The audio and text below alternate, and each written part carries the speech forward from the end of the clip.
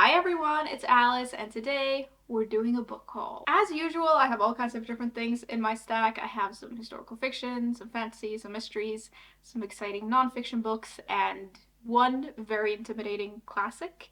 So we have a little bit of everything.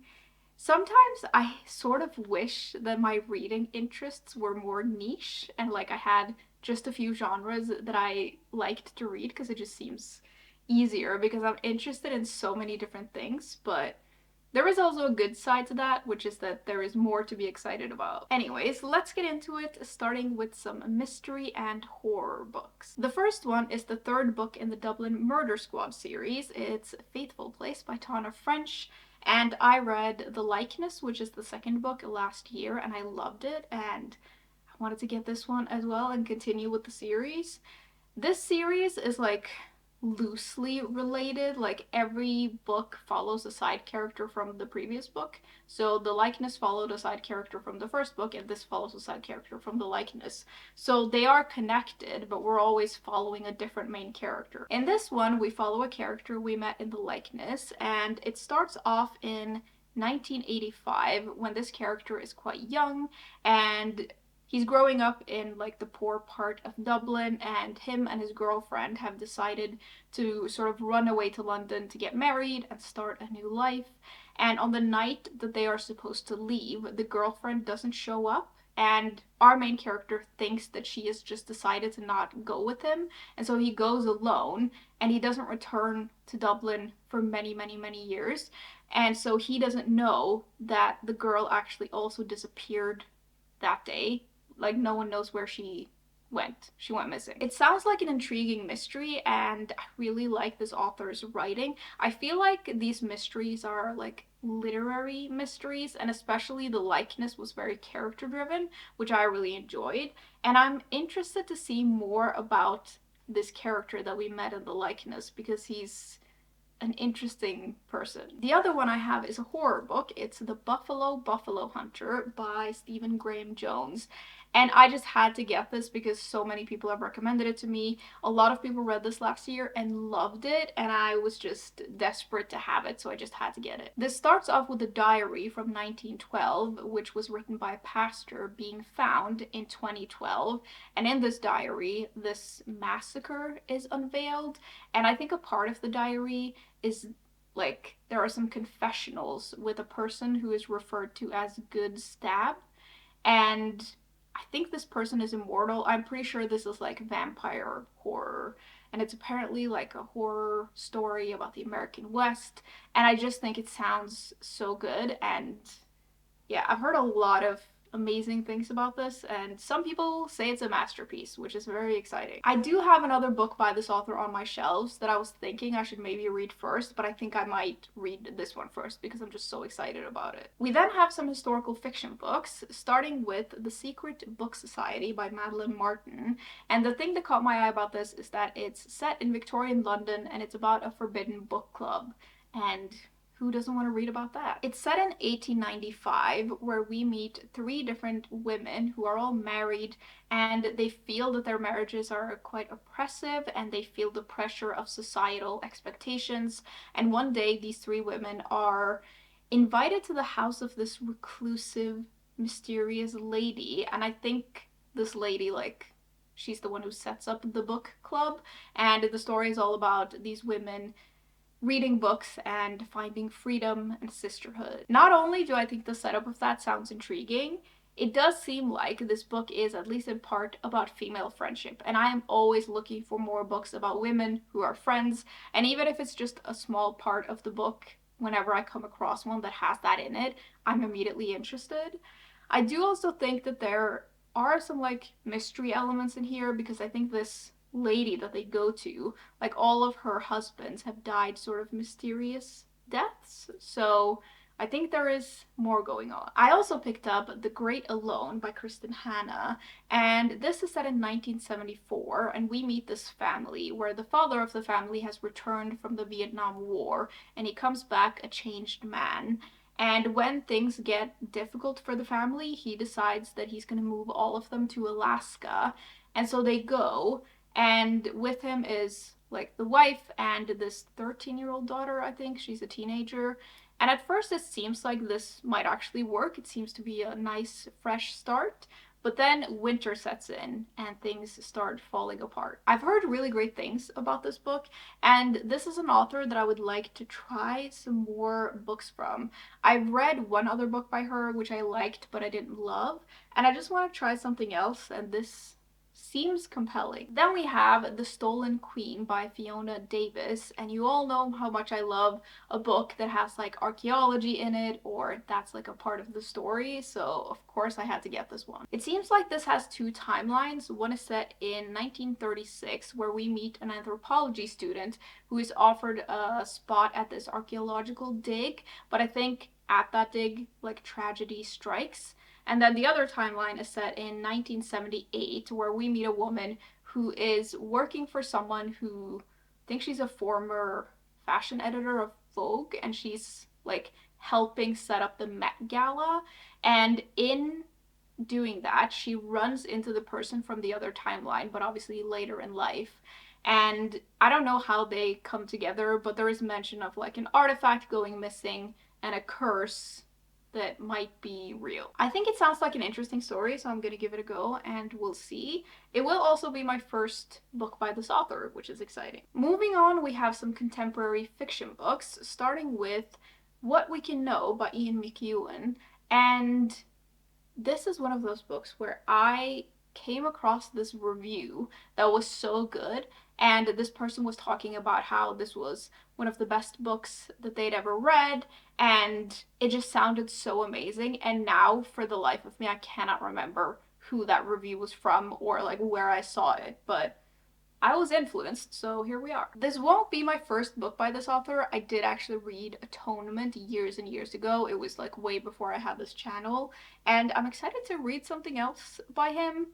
Now, putting this into the contemporary fiction category, to be honest, it's probably not entirely accurate, because this also has a timeline set in the future, but I do think it has two timelines, so one is set in the future and the other is set in 2014, and it seems to me like the future, like, timeline, it's sort of like dystopian, but this seems to me like science fiction without that much science in it, so it feels a little bit more like literary fiction, I guess. Anyways, the timeline set in 2014 follows this poet who one day at a dinner party, he recites this poem that he has written, and then that poem is later lost, and for some reason there's a whole mystery around this poem and like what it meant and what it was, so much so that in the future perspective in 2119, this man is trying to like track down the truth of this poem, and he lives in a world where the oceans have risen and everything is just gone, basically. And it sounds like a very intriguing read. I have heard a lot of really good things about this also after I saw that first review, and so I think it's going to be quite thought-provoking. The other one I have is The Storied Life of A.J. Fickry by Gabrielle Zevin, and this one is set on an island, I think, and we're following a man whose life did not turn out the way that he thought it would. His wife has died, his bookstore is not doing well at all, and someone has stolen his prized possession, which is this collection of poetry by Edgar Allan Poe. And because of all of these things, he is like isolating himself completely. Then a mysterious package arrives at his doorstep, and this changes everything for him, I think. That's all I really know about this one. I was actually given this by a friend who really liked it and thought I would like it, so I'm gonna try it and see. I do remember, like, quite a few years ago, I saw some reviews for this and I think people like it, so hopefully I will too. We then have the biggest section, which is fantasy, and first up here we have one that I'm sure you're not surprised to see. It's Brigands and Breadknives by Travis Baldree. This is a book in the Legends and Lattes series, which I love so much. So I've obviously read Legends and Lattes, and then I've read the prequel. So this is the second book, but it will be my third book that I'm reading in the series. Does that make sense? Either way. super excited to have this. This actually follows a character from the prequel, the bookseller that we meet in that book, but it's set after the events of Legends and Lattes. So I think our main character in here moves to the city that the main character in Legends and Lattes moves to in Legends and Lattes. I don't know if that makes sense to anyone else, but it makes sense to me.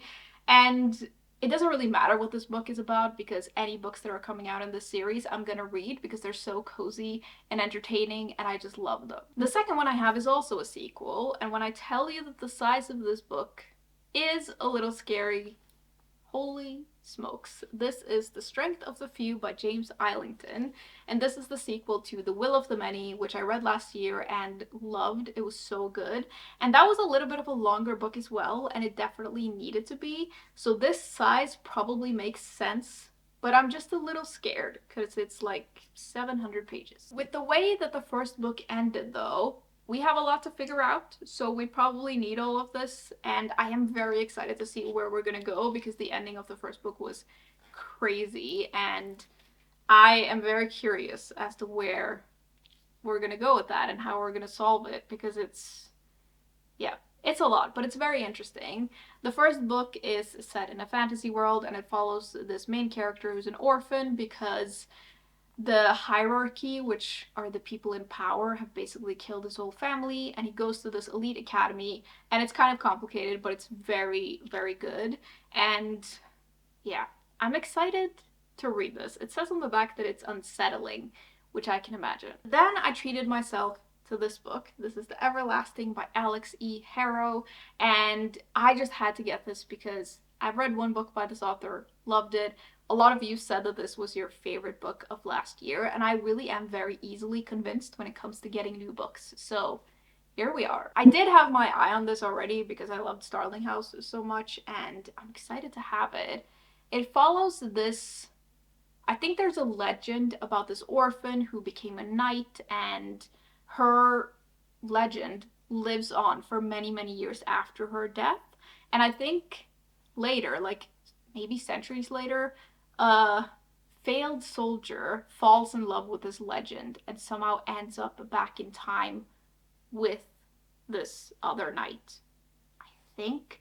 I don't know if I'm fully getting what this is about, but yeah, whatever this author writes, I'm kind of interested in, and I've seen some really good reviews of this. This ended up being on a lot of people's favorite books of last year, so I think it's going to be amazing. I loved Starling House, so I'm hoping I'm going to love this as well. Next, I got a book from an author that I've been recommended a lot. It's Wildwood Dancing by Juliet Marillier. And I have actually read a book by this author. It was years ago. I think it was before this channel. And I really liked it, but I just never read anything else. So I'm back and I'm gonna try again. It follows these sisters who live in a castle with their father, and it seems like they have a very happy life. I think we follow one of the sisters who seems very content. She spends her days like exploring the forest, and she has a companion with her, which I think is a frog, which already that makes me want to read it. I love a good like animal companion. And I think that their lives are especially special because every time there's a full moon, they can go through this portal in the castle and dance with the fae and fairies. And it just sounds magical. But then, of course, things get a little complicated when I think their father falls ill and he has to travel to get better. And in his stead, there's this cousin who is supposed to be there to take care of them, but he's probably not that great. This sounds and looks like it's gonna be a magical read, so I'm very excited to have it. And it does say on the back here that the frog is enchanted, so I'm into it. Lastly, for the fantasy, we have Snake Eater by T. Kingfisher, because of course we do. I love this author, so I'm always excited to get a new book from her. This one follows this woman who is traveling to a remote desert town to find her aunt, who she is estranged from. And then she gets to the town and the aunt is dead, I think. But the people of the town are very happy to have her there and have a newcomer, so they like take her in and she decides to stay. But then I think there's something weirder going on in this town, and it says that the townspeople share the town with ghosts and spirits, and I'm assuming this causes some sort of problems. Then we have a classic, only the one, but it is a huge one. It's The Count of Monte Cristo. I mean, look at this thing. This is ridiculous. But actually, you know how much I go on about loving adventure books, and then I haven't read maybe the most famous classic adventure ever? Like, that just seems like something that I should fix. So, I bought this book, and now I am scared. I actually think that I am gonna love this if I could actually get into it. And it's a book that I've had in mind to read for a long time, but I've put it off because it's like, I think this edition is 1,400 pages, and it's just very long. But I have read some other really long classics and loved them, and this story seems perfect for me, so now I have it. One day I am going to read this book. I'm wondering if I should make some sort of strategy to get through it. Maybe read like this amount of pages a month or something and just take it very slowly. But yeah, no promises as to when this will be read. But one day, I'm just, I'm a little scared because it's very long. Lastly, we have some exciting nonfiction books. The first one I got because I really like the title. It's How to Kill a Witch. This book is all about the grim past of the witch hunts, and I think it focuses mainly on the Scottish witch hunts, and it takes a look at the patriarchal system that was used to weaponize fear and oppress women. And I don't know that much about the history of the witch hunts actually, so I think that's going to be interesting. And I've heard some really good things about this. I know that these authors are the hosts of a podcast, I think about the same thing, but I haven't listened to that podcast. But I'm going to try this and see. Maybe I'll end up listening to it, but I don't know. It just sounds very interesting, and I feel like I'm going to learn a lot from this. And I've heard that it's written in a way that's like informative but very easy to read. The second one I have is Gory Details by Erika Engelhaupt. And this is actually one that I've had on my radar for a few years, but for some reason I could not find it. And I came across it in a bookshop recently and I was like, aha, finally. This is a mix of like science, history, and nature, and it takes a look at the morbidities and absurdities of the human body. And then I think it's a part about space, which I don't really know how these things fit together, but it sounds interesting. And it says here, Adventures from the Dark Side of Science, which I'm always interested in. And even though this may not be a book about death, which I love reading about, it feels sort of adjacent to it. And I saw some reviews for this, I think when it came out, and it just sounded like the perfect book for me.